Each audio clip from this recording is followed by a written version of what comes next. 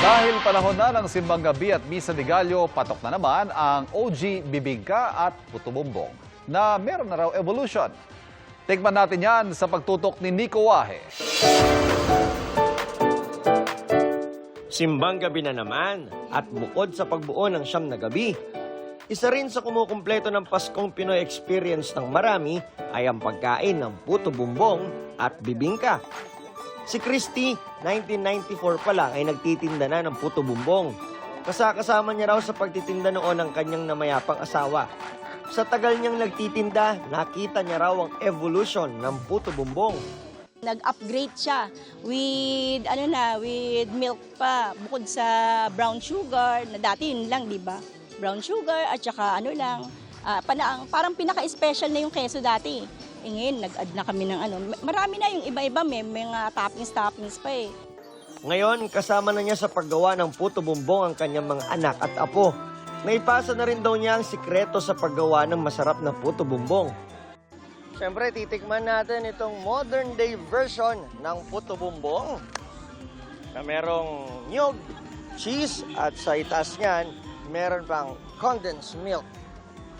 Tikman natin.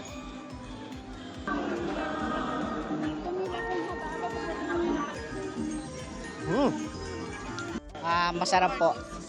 At mahilig din po talaga ako sa malagkit. Tradition na po natin yan tuwing Pasko. Malasa po yung condense. Tapos yung buko po niya, malasa po rin po. Patok din siyempre ang bibingka na may niyog at itlog na pula. Masarap. Ano siya, yung may parang itlog at native na native. Talagang Filipino food. Yung mga lola namin noon, ganun din ang ginagawa eh. Pag nagsisimba, minsan kung walang nabibili sa labas ng simbahan, sa bahay, may handaan din. Masarap po. Masarap yung pagkaluto, sakto po. Yung nanay ko, favorite niya po ito. Matagal na raw nagtitinda niyan si Shaira. At di gaya ng puto bumbong na sa Burmans lang lumalabas, ang bibingka ay all year round. Pero sa Disyembre raw talaga pumapatok. 3 p.m. pa lang po andito na kami para mag-start. Kapag dating ng mga 7 o'clock, yun na, tuloy-tuloy na po siya na sobrang haba ng pila. Para sa GMA Integrated News, Nico Wahe, nakatutok 24 oras.